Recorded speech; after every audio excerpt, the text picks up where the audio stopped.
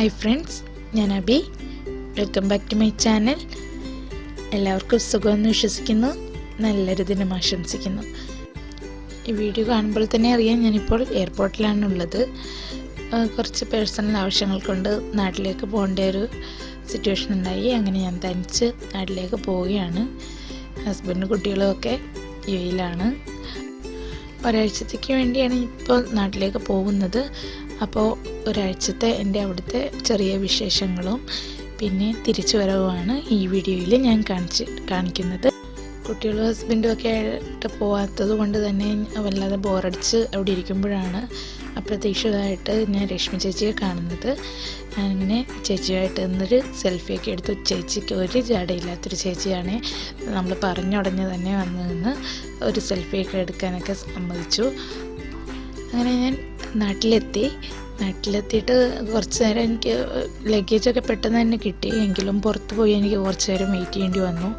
വാപ്പച്ചയും ഒക്കെ എത്തിയപ്പോഴേക്കും ലേറ്റായി. ബ്രദറും ഉണ്ടായിരുന്നു, പിന്നെ എൻ്റെ മദറിലും ഉണ്ടായിരുന്നു. അവരാണെങ്കിൽ ട്രാഫിക്കിൽ പെട്ടുപോയി. ഫസ്റ്റ് ദിവസം തന്നെ ഞാൻ എപ്പോൾ നാട്ടിൽ പോയാലും എൻ്റെ നെയ്ബേഴ്സിൻ്റെ അടുത്തും എൻ്റെ കസിൻ്റെ ഒക്കെ വീട്ടിലൊക്കെയാണ് പോകുന്നത്. പിന്നെ അടുത്തുള്ള എന്തൊക്കെയാണോ കഴിക്കാനൊക്കെ പറ്റിയതുപോലെ കണ്ണിമാങ്ങ, അങ്ങനെ കുറേ സാധനങ്ങളുണ്ട് വീട്ടിൽ തന്നെ. അതൊക്കെ കഴിച്ചും പിന്നെ അടുത്തുള്ള നൊസ്റ്റാൾജി ആയിട്ടുള്ള കുറച്ച് സ്ഥലങ്ങളൊക്കെ ഉണ്ട്, അവിടേക്ക് പോകാറുണ്ട്. അപ്പോൾ അങ്ങനെ ഒരു സ്ഥലമാണ് തോട്ടപ്പള്ളി ബീച്ച് എന്ന് പറയും. അവിടെ ഞങ്ങൾ ഇടയ്ക്കിടയ്ക്ക് പോകാറുണ്ട്. ഈ ബീച്ചിനൊരു പ്രത്യേകത ഉണ്ട് കേട്ടോ. ഇത് അറബിക്കടലും കിഴക്കുന്നുള്ള നദിയും കൂടെ ചേർന്നിട്ട് ഇവിടെ ഒരു നാച്ചുറലായിട്ട് തന്നെ ഒരു പൊഴിയൊക്കെ ഉണ്ട്. അതുകൊണ്ട് തന്നെ വളരെ ഭംഗിയാണ് ഇവിടെ കാണാനും. അതുപോലെ തന്നെ ഇവിടെ ഒരുപാട് ഫിലിംസൊക്കെ ഷൂട്ട് ചെയ്തിട്ടുണ്ട്. ചെമ്മീൻ്റെ ചില സീനൊക്കെ ഇവിടെയാണ് ഷൂട്ട് ചെയ്തിട്ടുള്ളത്. പിന്നെ രക്തസാക്ഷികൾ, സിന്ദാബാദ്, അങ്ങനെ കുറേ ഫിലിംസൊക്കെ ഇവിടെ ഷൂട്ട് ചെയ്തിട്ടുണ്ട്. ഇപ്പോൾ ഇവിടെ ഒരു ചെറിയ പാർക്ക് പോലൊക്കെ ചെയ്തിട്ടുണ്ട്, പക്ഷെ പണ്ട് അങ്ങനെയൊന്നും ഉണ്ടായിരുന്നില്ല. ഇതുപോലെ തന്നെ ഇവിടെ ഒരുപാട് ടൂറിസ്റ്റൊക്കെ എത്താറുണ്ട്. അതുപോലെ തന്നെ മാരേജിനൊക്കെ ഔട്ട്ഡോറൊക്കെ ഷൂട്ട് ചെയ്യുന്നതൊക്കെ ഇവിടെ ചെയ്യാറുണ്ട്. അത്രയ്ക്ക് ഭംഗിയുള്ളൊരു സ്ഥലമാണ്.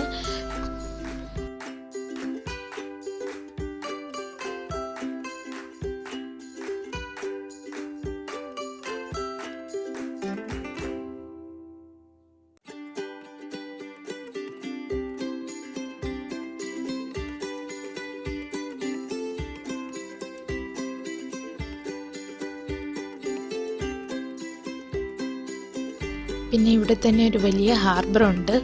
ഹാർബറിൻ്റെ ഉള്ളിലൊന്നും എനിക്ക് പോയി കാണിക്കാൻ കഴിയില്ല. അതുകൊണ്ട് തന്നെ ഞാൻ കുറച്ച് എന്നെ കൊണ്ട് പറ്റുന്ന രീതിയിൽ ഞാൻ ഇതിൽ ഷൂട്ട് ചെയ്തിട്ടുണ്ട്.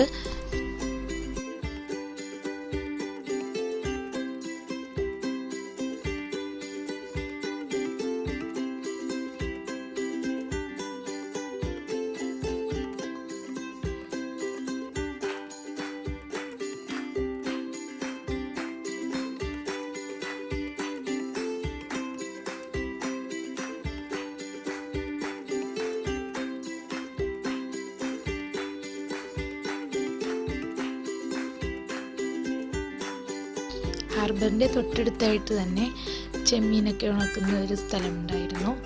അവിടെ നിറയെ കൊക്കുകളുണ്ടായിരുന്നു. ഇന്നത്തെ വീഡിയോയിൽ കാണാം. ഇപ്പോൾ നല്ല ഭംഗിയുണ്ടായിരുന്നു. എത്രത്തോളം എൻ്റെ ക്യാമറയിൽ ഇത് കിട്ടിയിട്ടുണ്ടെന്ന് എനിക്കറിയില്ല, പക്ഷേ നേരിട്ട് കാണാൻ നല്ല രസമായിരുന്നു.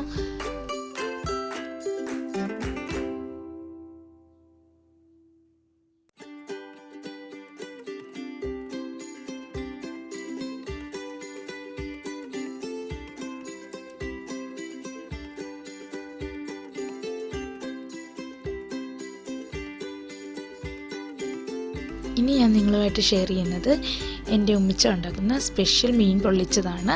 ഇതിനൊരു സീക്രട്ട് ഉണ്ട്. ഇത് നല്ലൊരു വളരെ ടേസ്റ്റുള്ള ഒരു മീൻ പൊള്ളിച്ചതാണ്.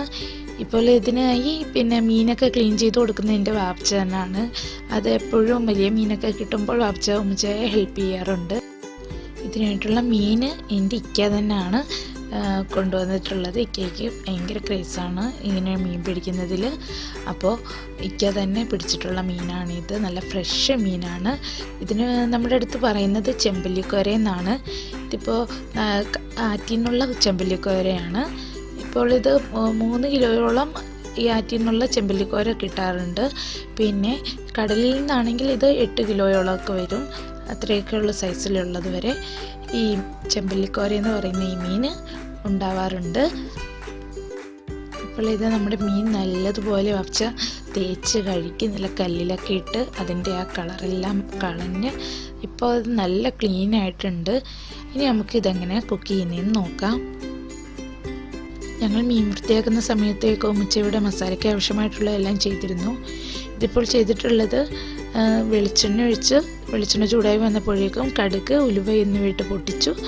ശേഷം ഇഞ്ചി, വെളുത്തുള്ളി, പിന്നെ സവാള, 2-3 തക്കാളി, കുറച്ച് പച്ചമുളക് ഇതെല്ലാം കൂടി ഒന്ന് വഴറ്റിയെടുത്തിട്ടുണ്ട്. ആവശ്യത്തിന് ഉപ്പ്. ഇനി പൊടികൾക്ക് ആവശ്യമായിട്ടുള്ളത് 1 ടേബിൾ സ്പൂൺ മുളക് പൊടി, 1/2 ടീസ്പൂൺ മഞ്ഞൾപ്പൊടി, 1 ടീസ്പൂൺ പെരിഞ്ജീരകപ്പൊടി, 1/2 teaspoon ginger powder, 1/2 teaspoon garlic powder. ഇത്രയാണ് ചേർത്തിട്ടുണ്ടായിരുന്നത്. നല്ലതുപോലെ ഒന്ന് വഴറ്റിയെടുക്കണം. ഈ മീൻ പൊള്ളിച്ചത് സ്പെഷ്യലാക്കുന്നതിൻ്റെ സീക്രട്ട് എന്ന് പറഞ്ഞാൽ ഇതിൻ്റെ തന്നെ നെയ്യ് ഉപയോഗിച്ചാണ്. ഈ നെയ്യ് നമ്മൾ ഉരുക്കിയെടുത്തിട്ടാണ് ഈ മീനെ നമ്മൾ ഒന്ന് പൊരിച്ചെടുക്കുന്നത്. പൊരിച്ചെടുക്കുക എന്ന് പറഞ്ഞാൽ ഒരു ഷാലോ ഫ്രൈ മാത്രമേ ചെയ്യുന്നുള്ളൂ. അത് തിരിച്ച് മറിച്ച് ഇട്ട് കൊടുത്തിട്ട് നമ്മൾ ഷാലോ ഫ്രൈ ചെയ്തെടുക്കുന്നുണ്ട്. എന്നിട്ടാണ് നമ്മൾ മസാലയുമായി ചേർത്ത് നമ്മളിതിനെ പൊള്ളിച്ചെടുക്കുന്നത്. ഈ മീനിലേക്ക് 1 ടീസ്പൂൺ കുരുമുളക് പൊടി, 1/2 ടീസ്പൂൺ പെരിഞ്ജീരകപ്പൊടി, ആവശ്യത്തിന് ഉപ്പും ചേർത്ത് 1/4 മണിക്കൂറോളം വെച്ചിട്ടുണ്ടായിരുന്നു. നിങ്ങൾക്ക് പറ്റുന്നെങ്കിൽ കൂടുതൽ സമയം വെച്ചിരുന്നാലും നല്ല ടേസ്റ്റ് ആയിരിക്കും. ഇപ്പോൾ കുറച്ച് സമയം നമുക്കുണ്ടായിരുന്നുള്ളൂ. അതുകൊണ്ട് തന്നെ നമുക്ക് 1/4 മണിക്കൂറോളമേ വെക്കാൻ കഴിഞ്ഞിട്ടുള്ളൂ.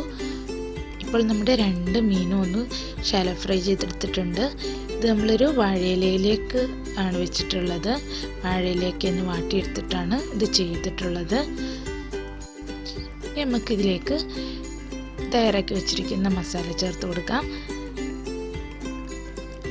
നല്ലതുപോലെ മീനിൻ്റെ എല്ലാ ഭാഗങ്ങളിലേക്കും നമുക്ക് മസാല ചേർത്ത് കൊടുക്കാം. അതിൻ്റെ ഉള്ളിലേക്കൊക്കെ നല്ലതുപോലെ ഫില്ല് ചെയ്ത് വെച്ച് കൊടുക്കാം. ഇപ്പോൾ നമ്മുടെ മീനിലേക്ക് എല്ലാ മസാലയെല്ലാം പുരട്ടി നമ്മൾ തയ്യാറാക്കി വെച്ചിട്ടുള്ള എല്ലാ മസാലകളും ഇപ്പോൾ ഇതിലേക്ക് ചേർത്തിട്ടുണ്ട്. ഇനി നമുക്ക് ഇതൊരു വാഴയിലയും കൂടി വെച്ച് കവർ ചെയ്തിട്ട് വേണം ഫ്രൈ പാനിൽ വെച്ച് പൊള്ളിച്ചെടുക്കാൻ. ഇതിന് നമ്മളൊരു 20 മിനിറ്റോളം മീഡിയം ഫ്ലെയിമിലിട്ട് ആണ് പൊള്ളിച്ചെടുക്കുന്നത്. ഒരു സൈഡായി കഴിയുമ്പോൾ മറ്റേ സൈഡും ഒന്ന് മറിച്ചിട്ട് കൊടുത്തിട്ട് വളരെ ശ്രദ്ധിച്ച് വേണം, അല്ലെങ്കിൽ നമ്മുടെ മീൻ ഓൾറെഡി ഒന്ന് ഫ്രൈ ചെയ്തെടുത്തിട്ടുള്ളതാണ്, പൊടിഞ്ഞു പോകാൻ ചാൻസ് ഉണ്ട്. അപ്പോൾ വളരെ ശ്രദ്ധിച്ച് അങ്ങനെ ചെയ്യണം.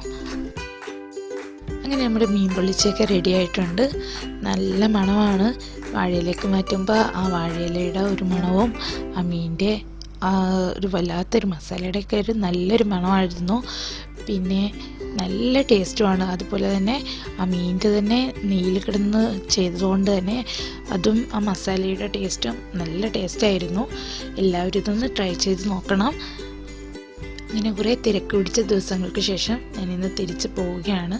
അപ്പം ഞാൻ കൊണ്ടുപോകാൻ വേണ്ടി എനിക്ക് കുറച്ച് ബീഫൊക്കെ ശരിയാക്കി തരികയാണ് എൻ്റെ മദറിലോ.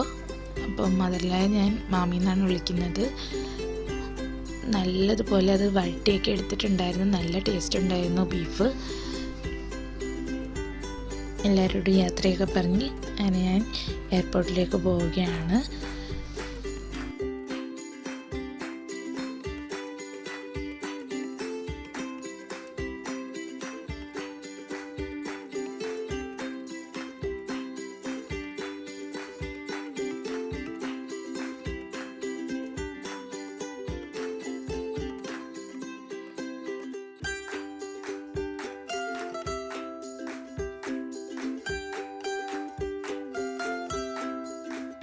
കെട്ട വെയിറ്റിങ്ങിന് ശേഷം ഞാൻ ദുബൈയിൽ തിരിച്ചെത്തി. വല്ലാത്തൊരു ബുദ്ധിമുട്ടായിരുന്നു കുറച്ച് ദിവസങ്ങളിൽ ഈ മക്കളെയും കാണാതെ.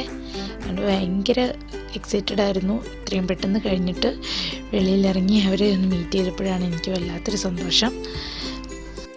അപ്പോൾ നിങ്ങൾക്ക് എൻ്റെ ഈ ചെറിയ വീഡിയോ ഇഷ്ടമായെങ്കിൽ ലൈക്ക് ചെയ്യുക, കമൻറ്റ് ചെയ്യുക. ഇതുവരെ സബ്സ്ക്രൈബ് ചെയ്യാത്ത കൂട്ടുകാർ സബ്സ്ക്രൈബ് ചെയ്യുക. തൊട്ടടുത്തുള്ള ബെല്ലൈക്കൺ കൂടി ക്ലിക്ക് ചെയ്യുക. പുതിയ നല്ല മറ്റൊരു വീഡിയോയുമായി കാണാം. ബൈ.